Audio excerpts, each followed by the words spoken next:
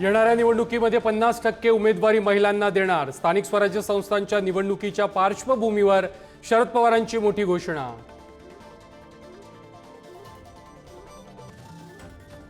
अजित पवारांसोबत जाण्यासंदर्भात शरद पवार आणि जयंत पाटलांशी कोणतीही चर्चा नाही। खासदार सुप्रिया सुळे यांची राष्ट्रवादीच्या मासिकामध्ये भूमिका। आमचे 8 खासदार काय निर्णय घेतील त्यावर पुढील भूमिका। सुळेंची माहिती।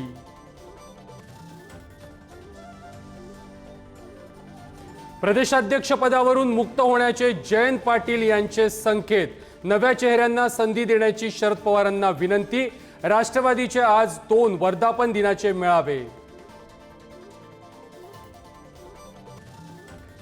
मुंब्रा अपघातामध्ये 4 जण ठार झाल्यानंतरही लोकलची गर्दी कायम। गर्दीमुळे दिवा स्टेशनवर एसी लोकलचे दरवाजे लागेनात। मनसे आक्रमक। ठाणे रेल्वे स्टेशनवरती धडक मोर्चा। मनसे नेते प्रकाश महाजन यांनी नारायण राणेंविरोधात ठोठावले दंड। संभाजीनगरमध्ये क्रांती चौकात आंदोलन। कणकवलीत येऊ का, महाजनांचा सवाल।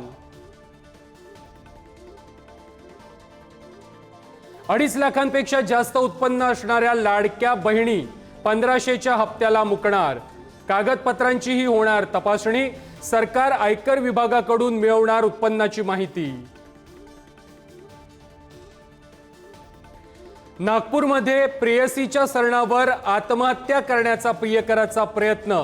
कामठी तालुक्यातील कन्नान गावातील हृदय पिळवटून टाकणारी घटना। प्रियकरावर उपचार सुरू। कोल्हापूरमध्ये भूत उतरवण्याचा अघोरी प्रकार। रात्रीच्या वेळी पंचगंगा नदी घाटावरती झपाटलेल्या बाईच्या अंगातून मांत्रिकाकडून भूत उतरवण्याचा प्रकार। स्थानिकांकडून कारवाईची मागणी। भंडाऱ्यामध्ये लग्नाच्या जेवणातून 100हून अधिक वऱ्हाड्यांना विषबाधा।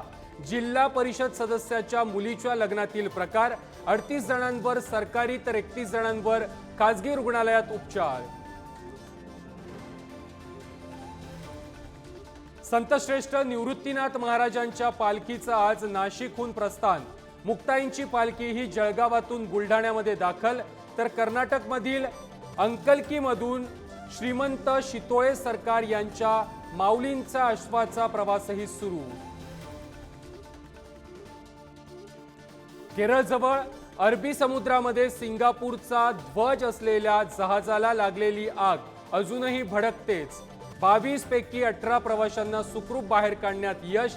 4 जण बेपत्ता। नौदलाकडून बचाव कार्याचा नवा व्हिडिओ जारी। दिल्लीतील द्वारका परिसरामध्ये अपार्टमेंटला भीषण आग। आगीतून वाचवण्यासाठी 3घांची अपार्टमेंट वडून उडी, तर आग विझवण्यासाठी अग्निशमन दलाचे शर्थीचे प्रयत्न सुरू। आगीचं कारण मात्र अजूनही स्पष्ट नाही। अमेरिकेच्या सॅन डिएगो किनाऱ्याजवळ लहान विमान समुद्रात कोसळलं। अपघातामध्ये विमानातील 6 जणांचा मृत्यू।